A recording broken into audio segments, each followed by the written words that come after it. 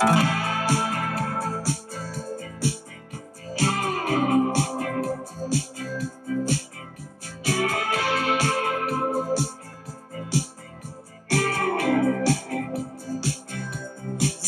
have been building for quite some time. Felt it in my spirit, and I saw. Hello, and welcome to our show. Hi, I'm Annie Mack. I'm Vangie Castro, and we are 2POC2QUEERS. All right. How you feeling today? I'm good. How are you doing? It's always good to do this little show with you and get to catch up on stuff. Absolutely. I know we have some things to talk about. It's been a lot of fun. We're on our 3rd episode, so thank you for joining us so much. We're so very excited and very grateful for community showing up. So we are talking about some good stuff today. Yeah. Today we are going to talk about Black and Brown excellence. And mostly coming from our own personal perspective and how we've shown up into that space, and how basically sometimes that space has shown up on us. So I'll give a little bit of background information about like what exactly is Black and Brown excellence. Since Annie and I identify as a Filipino immigrant, queer, cis female. And when I talk about Brown excellence, I'm talking about myself personally and the spaces that I've shown up and how people have seen me. And also for Annie. As an entertainer, performer, and, just unfortunate things that I think Black and Brown people, we get scrutinized for and so-called celebrated. It's very passive, biased racism. If you're told that you speak well, if you're told that, you show up a certain way that's, acceptable to mainstream culture, white culture, and really making the difference between Black excellence versus assimilation or perhaps, the negative connotation that there's a deficit within communities, members of impacted communities or, cultured communities, Black and Brown folks. And so we've experienced it in various spaces, professionally and publicly, and being as public figures. Absolutely. We are always held to different standards versus probably people who are counterparts, maybe. But so we're specifically talking about Black and Brown excellence because we can talk about it from our perspectives and our worldview. However, this encompasses the whole idea of BIPOC folks in excellence, right? Because all marginalized people sometimes are seen, those who are atypical, that rise above, that crawl out of the ghetto, as so to speak, are seen as somehow better than the rest of their communities. So when saying that, the Urban Dictionary definition of Black excellence is someone that is Black and portrays great qualities and abilities that make the Black community proud.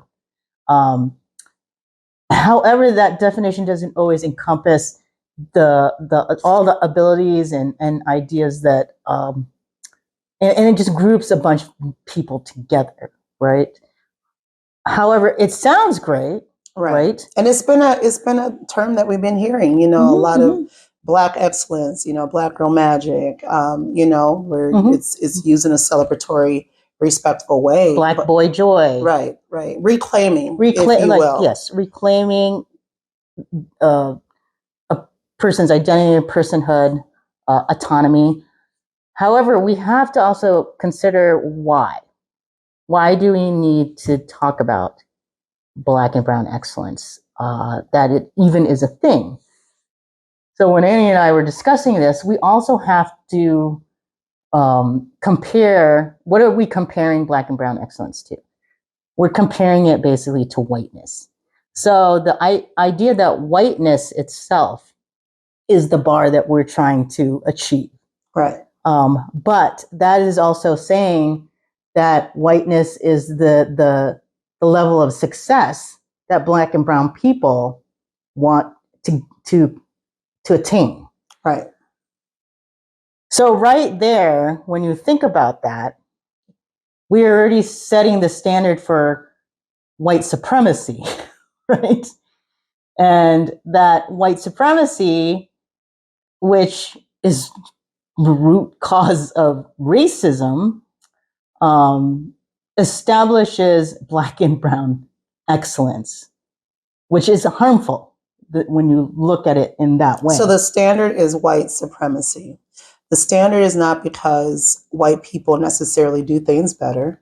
It is not because it's been proven or anything of that nature that white people contribute on a higher, more consistent. There's really nothing to really validate that. However, it's a belief and it's a practice. Is due to white supremacy and the power of that white supremacy and the ability to be able to control access to wealth, education, absolutely, opportunity, right? Absolutely. And so understanding how to be a part of that and what's necessary in order to have those opportunities is not about trying to necessarily be like this white excellence or even, but to have access to those means, to have access to good schools, for our children back in the day because of the disparities between education and what was happening. So a lot of Black mothers and fathers and families were like, we will bus you across town because the books are not broken down. The schools that were in the predominantly Black neighborhoods were getting all the cast-offs. They were getting they were not able to have access to the things that were necessary to have a really good education and experience as students. So it became like, and also the care and attention, to the education. It was like, we want you to have access to that and to be able to compete, to be a part of a society that I don't want to say it's easier, but it's nice. It's nice to have a nice home and it's nice to be recognized for academic strength. And there's a whole world out there that a lot of my mother and generationally wanted our kids to have access to, especially in the Midwest, being that down south, we were able to, there was a lot of colleges, obviously, and schools, and very different in the South where,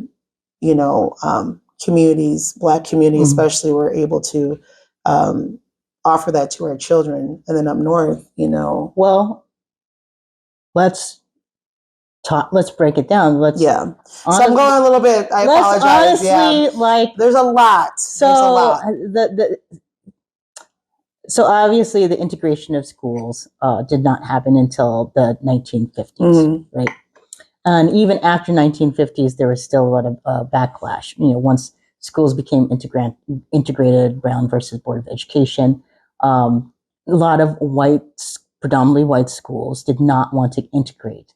Segregation now, segregation forever. And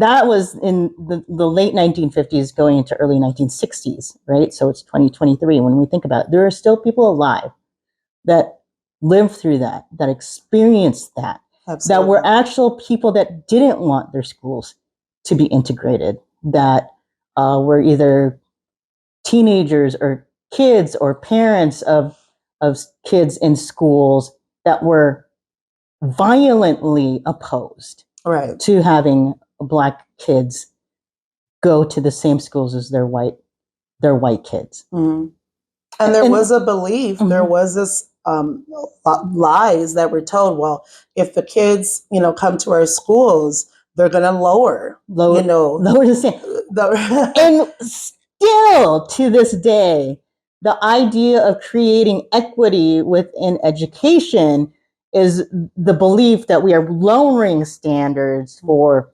white students to help Black and brown students achieve, which is totally not the case. That is a falsehood that is told to continue to not fund public education. However, public education used to be really good when it was predominantly just for white students, right? So when we're talking about state sanctioned poverty for Black and brown kids, for Black and brown people, so because they did not have access to good education, right? For a long time, Black people were not taught to read, and so when we think about the ability to acquire wealth, to acquire access, to acquire opportunity, that has only been something that has happened in the last, what, 60, yeah, 60, 70 years, Right. maybe. And once again, I do want to make the difference, and we talked about this, of what happened with the Great Migration, the North versus the South when it comes to the advancement of, Black community. Because in the South, that was like the first things that were happening were that schools were established, businesses, economic, like that was like the foundation to, after slavery had taken place, those were the first things that Black community found it very important. So down there, there were already schools that was like intentional, like establishing that right away. And up here, it's a little bit different. Mhm. It takes longer, it seems like, for things to hit the Midwest and for, communities gathering and establishing that. So, ironically enough, a lot of the individuals that came from the South, Black individuals, were used to a certain way of life and are used to a certain Black community where economically you saw yourself reflected, educationally you saw yourself reflected, you were taught by Black educators, you went to, a Black college you went to, right? And so when we come up north, when you actually come up here, the difference in not even establishing a Black college, not even having, how you have elementary schools like predominantly Black and things of that nature, but just realizing like we don't have those hubs. Well, the expectation is that if we are allowed access to these white spaces, that we have to be excellent. Right. That we have to prove to we have to prove that we are deserving and better. It was about competition. As well. It was about competition. I would imagine the establishment of that, we were able to learn and acquire the knowledge just like other white students. However, what it came to is that I feel there was for some Black and brown folks to feel that there was any kind of sense of belonging and acceptance, without a doubt, that you had to be amazing. Like Absolutely. You had to be 3 or 4 times better, because if anybody ever questioned your ability, that you always proved that you were better than the most average or even the better white student. Right. And you're not, and in those spaces, the expectation, you're right, to work harder, to do better consistently academically, to show up earlier, right? And so you're taught this. Play every instrument, play every do everything, sport, this ethic. Be part of every single group, National Honor Society or Circle K or whatever clubs. Be on the school president. And that had to happen to even, where do you start to teach people humanity and how to recognize a marginalized group that has been so, attacked, and the viciousness and the horrific treatment of Black community? How do you start to humanize? How do you start to and unfortunately that was one of the spaces that we felt like, this is where we're going to be seen, right? And respected. Right. Well, I'm gonna talk about, let's bring it back to like our own, to ourselves, like in my own Asian mediocrity. Yes. When I was growing up, I mean, even in my feeling, my sense of thinking that I'm not excellent, right? I was all in growing up in school. I played sports all year round. I was on student council. I was on a lot of different clubs. And I was in yearbook. I was on prom. Like all these different committees. Had no idea. Like there was no ambition in any of. Like for me personally, I didn't think that was me being ambitious. That was just me participating in things and doing things that I felt like was expected because my friends were doing it too. But my friends also, if you looking back on it, we're also the popular kids that were scholar athletes, right? Right. The one. And was there pressure from your parents? I played tennis with our class valedictorians. Yeah, so right. That says something. Explain something. She played the viola. Of course, she played the viola because she wasn't just going to play any instrument. Right, it's the viola. Did your parents have an expectation on you? Of course, they had an expectation on me, but however, being the youngest, I think they didn't really think that I would live up to their expectation. If I was going to be like a doctor, a lawyer, engineer, right. My dad was like, "Well, maybe you can be an accountant or a nurse." It's like the CD, F option A, option B, and then after that, it's yeah. So even in my own life of like, and I didn't even know, like as a young person growing up, I didn't even know that this was happening to me. Right. All I knew is my dad taught us we needed to work hard, keep our heads down, and just don't ever give anybody an excuse or a reason to discount us or to fire us, basically. Right. So you're taking the whole Filipino. Well, as an immigrant, I think like being an immigrant family. Like, right. Yeah, my family immigrated here, so there's a difference in the immigrant mentality of assimilating and acculturating into a new place. That we can do that because when we came here, there was a belief that there was going to be a better life, that we had an opportunity to have a better life. And I would imagine that would have been different for you because you were born in the United States as a Black woman. So your experience is different. The idea of survival, the idea of like hustle, right. Like that the expectation for you wasn't going to be Black excellence. The expectation for you was probably going to be a poor single mother. Right. And the difference of expectation, and then the inability to give voice to the structural racism, the organizational racism that is done on purpose to keep our communities down and not having access, and actually playing immigrant communities against Indigenous and Black communities for that reason, is a really eye-opening thing to see. It's been really interesting to sit back and watch that dynamic and how it's used to keep, a lot of really horrible behavior, know. I would that all of a sudden in the United States, we're just one big Asian. And we are competing to have access to healthcare, equity and housing and ownership. So making money, having opportunities. What I realized and what I discovered, like thinking that, if I take one, I can either take advantage of this idea of the model minority, right?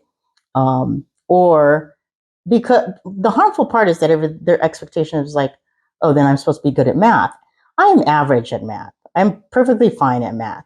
I can vouch for that. But I'm not excellent at it. And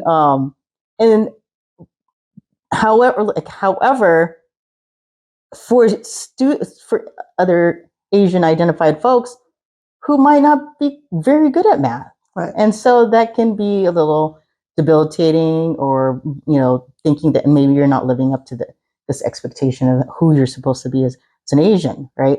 So we're setting ourselves up for failure just with this idea of Black and brown excellence or model minorities, that it doesn't allow us the space to be ourselves, our true and authentic selves, because we have to achieve, one, the the baseline of whiteness, the white achievement, and then exceed that by leaps and bounds. And it's almost interesting because but we have to do that when we're starting way down here. Right. And then they keep moving. It's and like, then, and then the goalpost keeps changing because the game is not the game is rigged. It was not made up for us, and the game has always been rigged for us to fail. So so when you think about Black and brown excellence, like we are truly excellent. Absolutely, because we have figured it out. We have figured out how to play this game that is not set up for us to win. And what happens when we stop playing the game? Oh, it's exhausting. Like all of it. What happens when you say, "I've done all the things"? It's exhausting. I had a friend, and I've heard this from various individuals who. I want to talk about Black women specifically. Black women who have done all the right things. College educated, probably multiple degrees, have a good job, showed up on all the boards, anything that's considered incredibly responsible, respectable. The children are a reflection of that excellence as well, showed up and done all the things, right? And what I've been hearing, the feedback, a lot of the Black women that I know in pursuing this other space of Black excellence, this other dimension, has become being really authentic, because you realize that you do all the right things and you're still not seen nor treated with humanity and respect. And you're not offered that either. You're not offered the humanity and the grace and understanding. That's hitting the nail on the head. You're not offered that. And you are not doing all the right things. You're not, when you fall far, and you are not offered the grace and the humanity, as Anya says, when you fail. However, or when you just show up as average mediocre or just normal. We're not even because when's the last time you've heard, white excellence? I've heard white supremacy. Well, we don't need to have white excellence. Whiteness white excellence is the bar that we are trying to reach. However, the fact that this whole idea of like Black excellence, and it did serve a purpose. It was incredibly necessary to generationally after slavery over again have the responsibility of the advancement of our people. That was incredibly important, and it did serve a purpose. But so to talk about reclaiming for ourselves Black and brown excellence now, as someone has been quoted, like Will Anyu, who had written a paper about the idea of Black excellence, is that that we are the ancestors of our wildest dreams, that we are the people of African descent who strive for each and every Black excellence is me and every other Black person working towards the advancement of their people, right? Their people. And not just this idea of, well, you're one good Black person out of this other, group of people. That you're the exception to the rule versus, me now, when I think about brown excellence and me trying to be the best person that I can be, that I know that I'm doing it for myself and my community, for my family, for my ancestors. I'm not doing it for white people. And for a long time, I think Black and brown excellence stood for trying to prove ourselves to white people. And to build upon that is, we take the things, right? Like when we talk about being, we are there walking with our ancestors and our community, but also being able to step into a space of liberation by allowing ourselves to be fully able to express a righteous anger, or to call out discriminatory behavior and to hold accountable those spaces. Whereas before it was, we show up and we just do well, even to the point of our spirits. Literally, our hearts are breaking and our spirits, and we're tired because we are holding ourselves to this crazy standard. Right. That's not even, it's not even an actual thing, but we are trying our best to show up in this way over and over again, and it's exhausting. So I think the difference generationally is I am here and doing all the things that you spoke about, but I'm also going to call out that this is incredibly bullshit expectation, and I do get to show up, and it's harmful, and it's incredibly harmful, and I'm not going to kill my spirit, my body, my mental health, my emotional health, in hopes that I'm accepted or seen as the exception, and when you've been a part of that culture, because we've all done it, we've all walked in that space, and if you're not hip, or if you're surviving, if you're assimilating to survive, or if you're doing anything in survival mode, and a lot of times we don't even know, because we have to pay bills and we have to take care of our kids and our communities and things of that nature. And when you finally realize that I have been trying to operate and be the right type of Black woman, or the right Black, or the right this or that, you realize how detrimental it becomes to your personhood. And so you can talk like it is harmful to your mental health. Your mental health. And you realize I am trying to uphold this, you feel this pressure, unrealistic, and you feel this, like, from our community, we know what our ancestors have sacrificed. We know our parents, we watch them, understand that they were not going to have the same opportunities as we would as that generation. Right. And so it's kind of like, you don't want to squander that. There is a responsibility. There is a knowledge of that. And so how do we balance out respecting our parents and our grandparents and generations while giving voice to our authenticity and agency over that? Yeah. So I was having a conversation with a friend over the weekend, and she asked me, like, why do you want to go to law school? Because I've been thinking about going to law school for the second part of my life. And I said, well, because it's expected of me, because what else am I going to do? Like, and as she like kind of drilled down, she's like, no, Vangie, don't do that to yourself.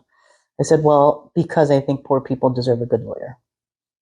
There you go. At the end of the day, and I want to continue to show up for marginalized communities, and I can do that because I would make a great lawyer. And I don't need to make a lot of, of course I'd like to make a lot of money. But I live golf clubs. I've lived my life where I don't need to make a lot of money. So I don't need to become a corporate lawyer that makes millions of dollars. I just need to make enough to live by, to pay rent, to be able to survive and exist and have a good life, knowing that also I could show up and represent folks who really need, those folks who are marginalized, who continually struggle because they don't understand how to navigate the system. They get themselves into a legal situation and probably will have to pay huge fines or be on probation or be in jail when they don't need to be because they don't have good representation. And that's the difference between like access to wealth. White folks who get away with things because they have good lawyers that can talk themselves out of situations where obviously they most likely committed a crime, allegedly, but because of having access to wealth, access to resources, that you can get yourself out of situations and that can be detrimental to your well-being, to your economics. So that's like. I'm proud of you already. I'm proud of you. And I think the Filipino community will be proud of you as well. But it's not saying like to the fact that I even have that, like, I'm thinking about that after everything I've already done. Right. In my professional career and my educational career and everything that I've already accomplished is like when my other friends who are my same age, a little bit older, who early retired, they're like, why do you, and who also did continue to were doing community work in their lives before they decided to say, I'm done with you all. And I'm living my life and not having to like show up for my community anymore because I'm tired. I'm tired. So many sailing good away. people who are amazing leaders in our community have like, they're like, I'm out of here. Peace out. And they're off the grid. And you're not even able to get like a person just to preside or offer mentorship, or because they're just like, I'm done. Mhm. Like I am tapped out. Like I have, showed up as excellence, all the exception, and I have nothing left, Mhm. And can we touch upon, quickly about, I want to touch like to honor ourselves authentically and still want to embody or respect the idea. I don't even know if it's excellence, but how are we able to show up in community but still authentically say, I don't want to, I don't think it's meant for me to study, 22 hours out of the day, sleep for a half hour, 10-minute shower, like I believe that I get to pursue the things that really bring me joy, rest. I get to pursue radical rest and read about Black girl joy for myself. Hashtag Black girl joy. Thank you. But just like I get to go garden, I get to go be in beauty, I get to be in the sun and write fantasy, and I get to do these things that like I didn't see erotica. Well, we were joking around how some people are like, however, how some of our friends are like, I'm out of here. I'm gonna start a hobby farm and have goats. Done. Done. And so that tells you the I'm extreme done with this place. I'm done with y'all. Of how far people want to get away because that's what happens. So how are we able to show up in those spaces knowing that we're needed, wanting to support our community, right? But then also be able to have longevity in the pursuit of Black girl joy, Filipino joy, like in the pursuit of like, how do we feed ourselves spiritually and be able to stay in this space without being tired out and being so far removed? Well, and I don't know if this is something that a problem that I see for myself and for others is that, yes, okay, I can be an exception to the rule for a lot of things, that I get to be in spaces that a lot of people don't get to be in. It is because of how I show up, because I'm funny, I'm charming, I have a great smile, humble, good skin. This profile is really great, but this one's even better. Well, I understand is that I don't want to put pressure on other Black and brown folks to feel like, one, they can't be excellent and they can't be mediocre. Like you could, like, I want to be able to set a precedent that you can be whatever you want. You want to be excellent, you want to be mediocre, you want to be average, you want to be whatever. Like that we have that space to be able to just show up the way that we want to show up and be valued and be cared for and be loved just the way that we are. And it may start with the language, it may start with the language because the language is ever changing. And then what it, and I love what you're saying. Like I'm with you on that. However, what about the understanding that if it wasn't for the exception of how we perhaps proven ourselves academically or talent or whatever, like you would not have me up in this space if I did not show up in a certain way.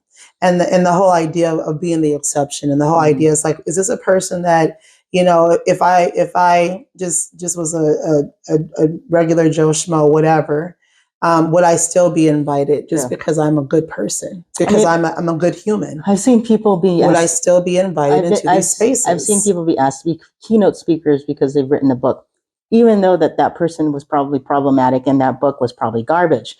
But Because someone in power thought like, this is the person I want to hold up to everyone else as like, this is what you want to aspire to. And this is what I'm afraid of.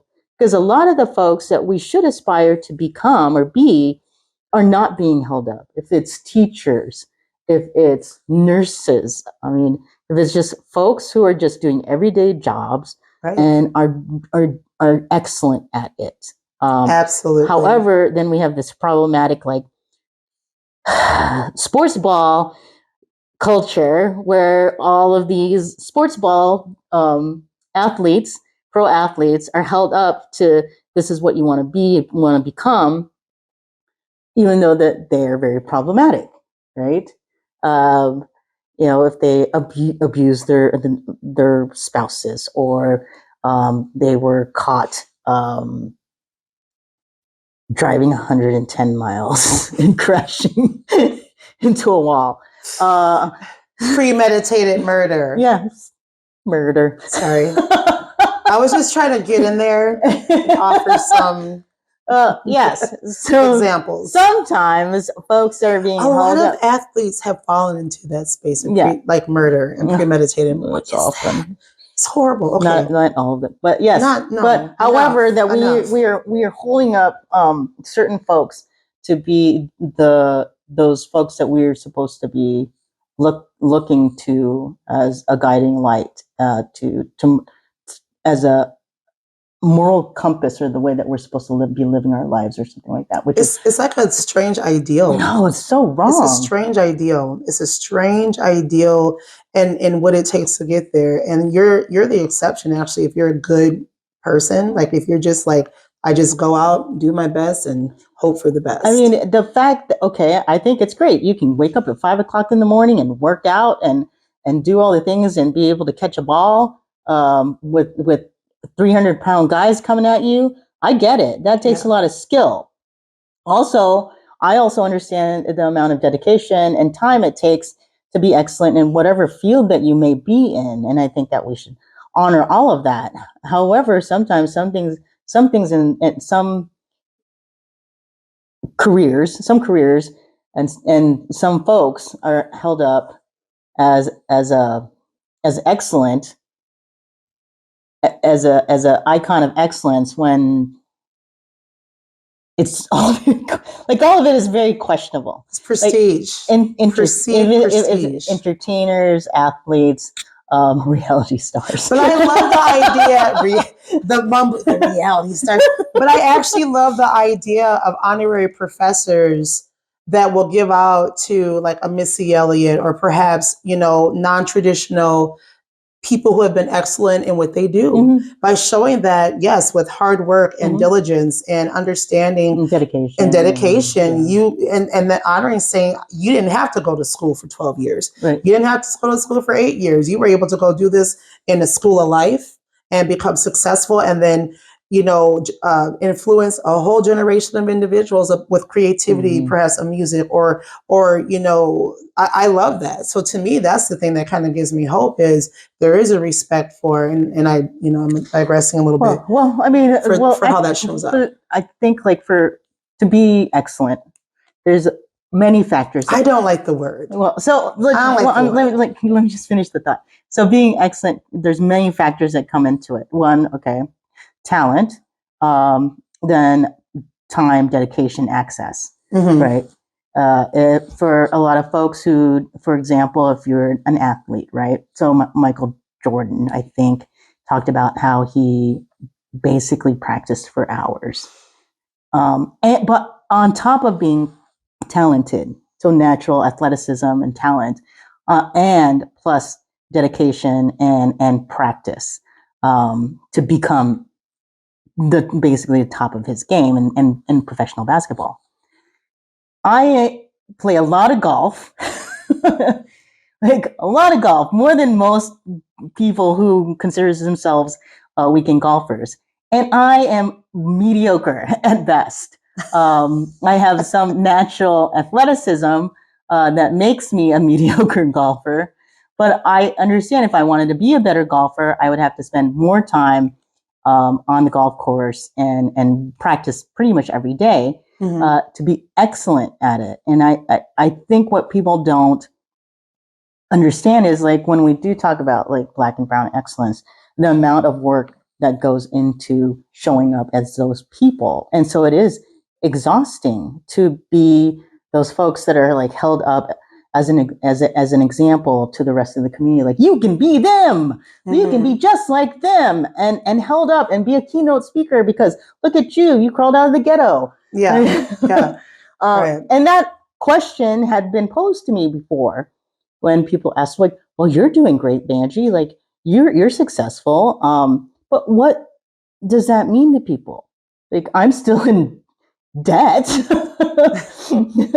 because so I can get an education.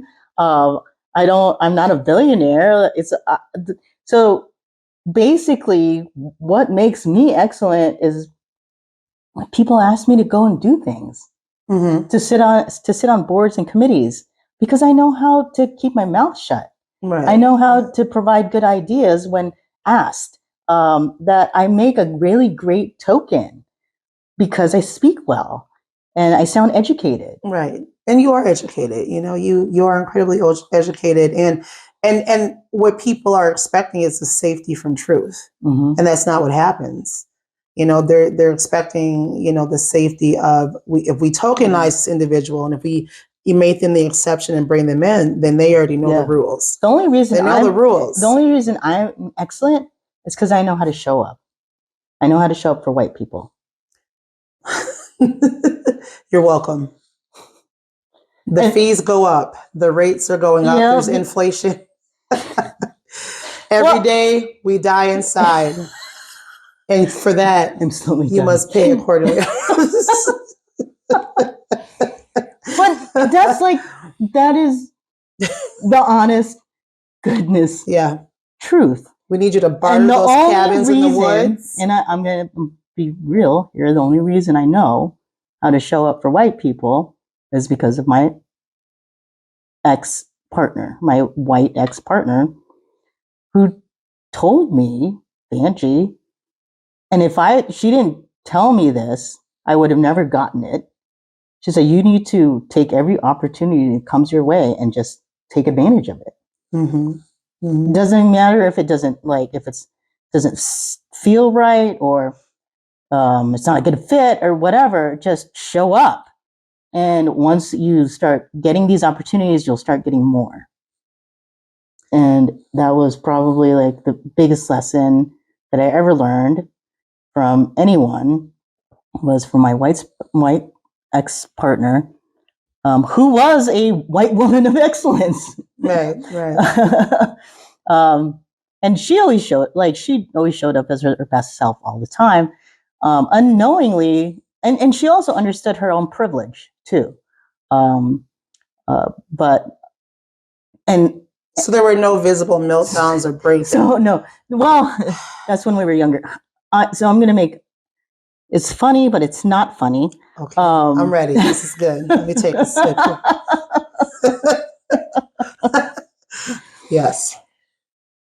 So my friend, who is a professor at a university, she had kind of jokingly said about like white privilege and understanding her white privilege, and that she had grown up in poverty, and her family, you know, that still in poverty, and that she's like the most educated person out of her white family, right? But she also understands like that white folks have an advantage than poor Black or brown folks, and that if white people, like white men especially, don't know how to take advantage of their white privilege, then they're doing it wrong.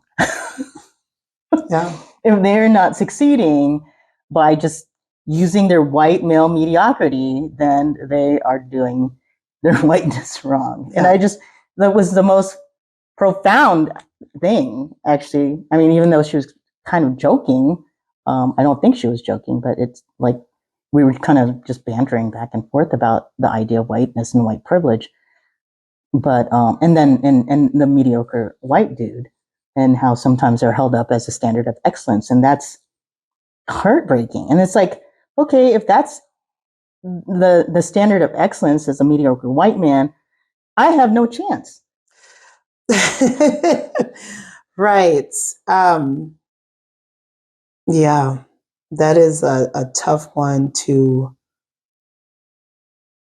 process, because I keep thinking about all the white men I have come across in my life in different, right, and just like the entitlement, as well as just like the attitude, like there's no expectation for character or personal growth, or even, just the confidence, like just the confidence and the entitlement of like, I know how I show up in this world, with my khakis and my loafers.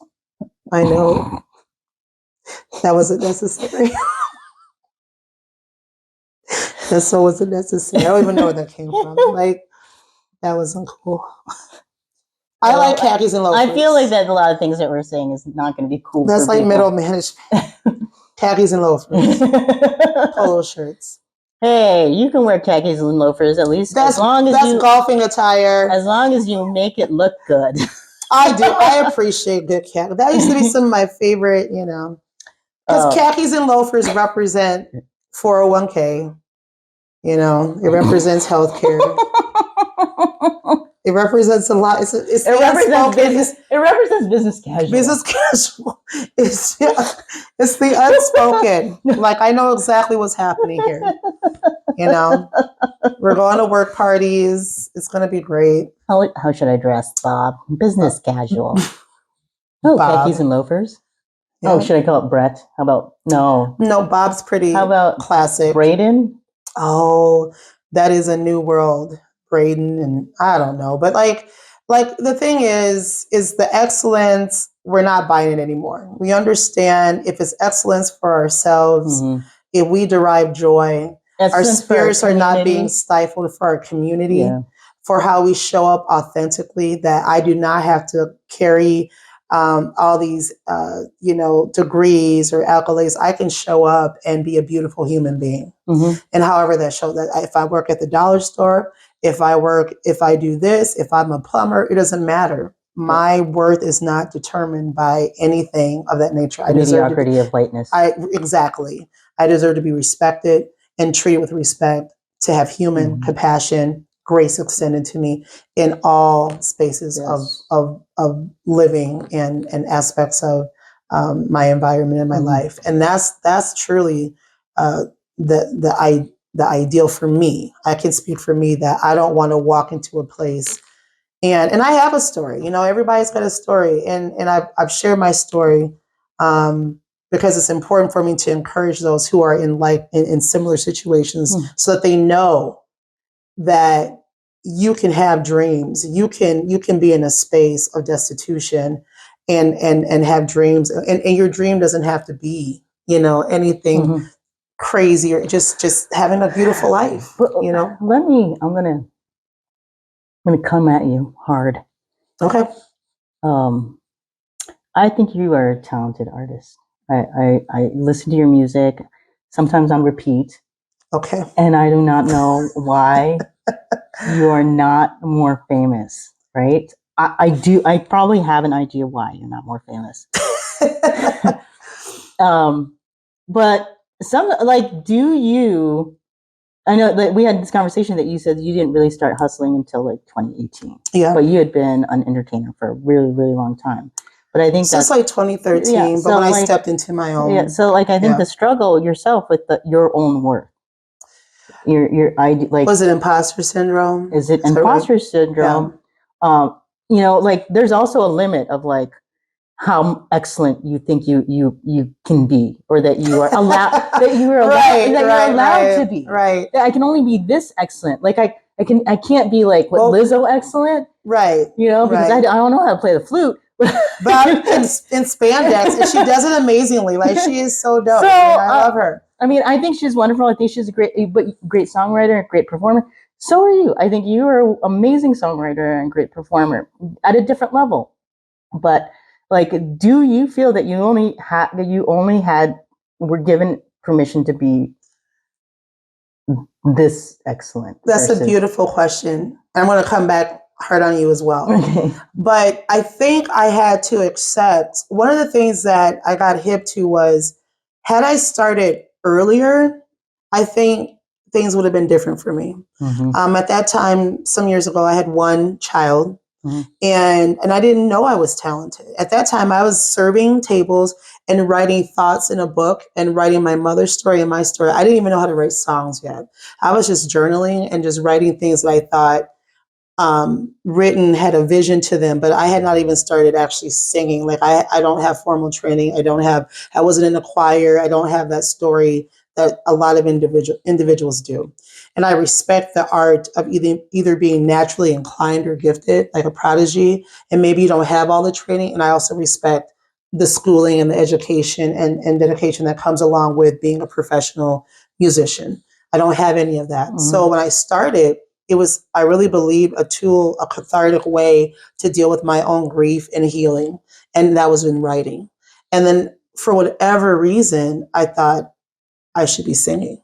And that is not a thought that I believe was instilled. I think it was something that was given. I believe that my path to being an artist or a creative was really to encourage those who have walked spaces like me, or to touch people in a way where there is love and there's hope and there's death and there's bullshit. And it's like I tell the story of all the things, but understanding where we show up in our lives. So for me, when I was writing, I was cleaning toilets. I was a single mother. I didn't have a vehicle. I was catching the bus. There's a lot of people who know me who are like, yep, I used to give her rides. And I'd be like, here's my $5 gas money, because that was my prize showing up. And I would go to work. And I was very, very humble. Not saying I'm like in this, so I didn't know you could start a career like that young. I had no idea. So there's a part of me that's like, yeah, had I mentorship and understanding of that, I do think I'd be in a different space. Right. But I have 3 kids. My music is not my baby. It's not. It's a beautiful, I don't want to say tool, but it's in that space. It's a beautiful, that's been given to me, that was meant for healing, that I was able to pass along once I got to a space where I could do that. Right. And I'm very incredibly grateful for that. And so, and there is imposter syndrome when you do meet people who have dedicated their whole lives and they do all the things and they do. I remember thinking, how does a person who only has performed Thursday, Friday, Saturday, Sundays sometimes get to play these stages? How have I traveled to other countries? How have people asked me for my autograph when I literally was yelled at in one circumstance for forgetting to bring the 3rd Diet Coke? Here's the craziness of my life, because when I was serving and I was shitty at it, and I would forget the 3rd Diet Coke or the ranch and the ketchup, and then turn around in that same instance and people are asking for my autograph. And I thought, that is divine. That's not me. That's divine. And so I'm grateful for that and the excellence in being put in the spaces that I think Spirit had to show me my worth. Like, Annie, like, look at you. You should have been a statistic. It's the Spirit that always like tries to keep you humble. Yeah. You can get an autograph, but you forgot the ranch. Yes. Like, go get my ranch. I'm like, do you know who I am? And I'll be like, I'll be right back with that ranch. And so, like, so that's the beauty of, and I think it's that accessibility. So the people I have a heart for, I loved Oprah. And the part of why I loved Oprah is like, I knew she was excellent. I was like, hey, I'm so used to Black excellence. I'm like, yeah, I know. Okay, you did all the things. But when I heard her story, I could read. I was like, relate. And I think there's power in that too. There's a lot of power. So it's like, just be cool with us. Yeah, like, be cool. Good to hear your story. Let us be dimensional. Because we didn't just show up like this as just show up. And amazing and to throw this back at you, Professor Castro. Whatever. Professor. Like, no, like you, and you get to. I want you to share, but it's like here's the thing. I think we're gonna have to wrap. Okay, we're gonna wrap it up. But here's the thing. I know. I'm sorry. I went up. But here's the thing. In the time of like reconnecting with you and kind of having this deeper aspect to our friendship, I have learned so much, because you want to talk about humility, but you have been a warrior for, anti-racism, white supremacy, DEI, education, advocacy. You are incredibly educated. You are a warrior. You are all those things, and you're accessible. People are like, if I don't have the voice, if I don't know what to say, and I don't have the words to say it, I know that Vangie does. That's who I want to step into space for me when I can't get into the room, when I can't get into the opportunity, right? This is the person, no, for real, this is the person that I know can get in there for me and I trust them. And there's something to be said for that. You got a lot of people walking around who can say they have this and they've done that, but they're not trusted. And they're not trusted with individuals' dreams and desires and understanding and the hope of like what could be. And that to me is very powerful. And you should be teaching at a university. There's a lot of power in that, and there's a lot of fear from folks in power because of that. And I do use my voice. I try to use my voice. Absolutely, you do. For good. Because you could be running a lot of things. You could be running, and you do run a lot of things. However, you have stepped into a space where you offer support and a very important mentorship for a lot of individuals who have not done that work. And they need to see a BIPOC person in leadership, queer person in leadership. Mm-hmm. That's incredibly important. If that is not something that you are used to, and that is not as like oh, of course, right? Like there is a problem. And so to me, the way you show up in all these spaces, a lot of white spaces, is like, this is Black and brown leadership. This is how I get to show up. Mm-hmm. And normalizing that, right, versus being the exception. That's what it's about. It's like, it's hard because sometimes I think, am I normalizing it or am I still the exception? It's fluid. It has to be. It has to be interchangeable. All right. So, thanks for listening to us. Just a light conversation on a Thursday. We're having conversations. We want to have real conversations about things people are thinking about and wondering, like, what does this mean? How does it affect me? I'm feeling this certain way. Is there words or thoughts and ideas about how I'm feeling in the world right now as a BIPOC person that just kind of feels like not being heard and not being seen? And so I just want you all to know that if you're a BIPOC person and you're listening, a BIPOC queer person too, listening to us, we see you and we hear you and we believe in you, and we want you to know that we love and we care about you and that you belong. And you are excellent in that alone. You don't have to spend 10,000 hours being excellent at just being yourself, because you've already done that. Applause for you. Yeah. But just, we're not going to have the solutions or all the answers, but we want to try to ask the right questions or different questions, or at least bring light to things that people, they know it's happening, but they don't know exactly what it is and how to put voice to it. And I just wanted to finally just say some of the things that, like, Black and brown people, the trials and tribulations that we have been put through are not things that we had put there ourselves. Right. They are things that we have to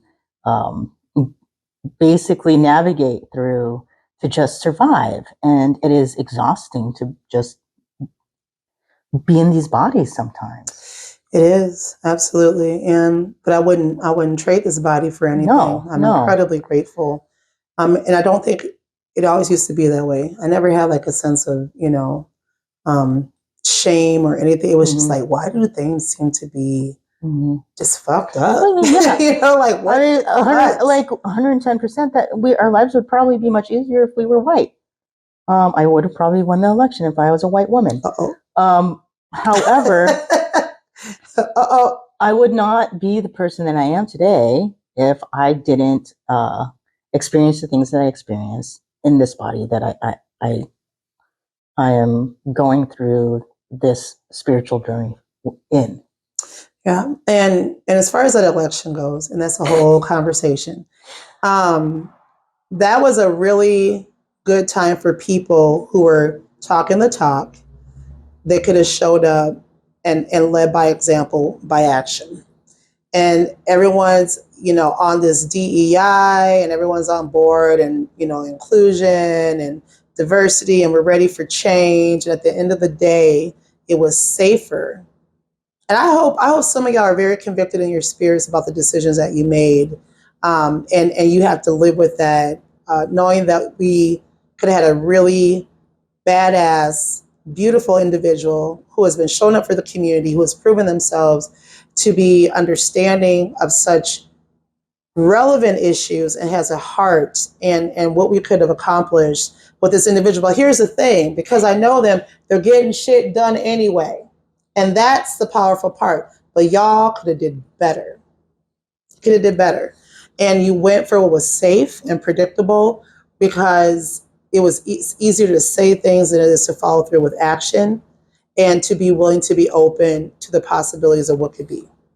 So thanks for coming to our show. I said what I said. Love you, Annie. Yep. I always enjoy these conversations with you. I appreciate you. Mm-hmm. You're a beautiful human being. And thanks for showing up for us. Vangie. I appreciate you as well. And it's always so much fun. And I learned so much. And my name's Annie Mack. And I'm Vangie Castro. And we are 2POC2QUEERS. Felt it in my spirit, and I saw the signs. I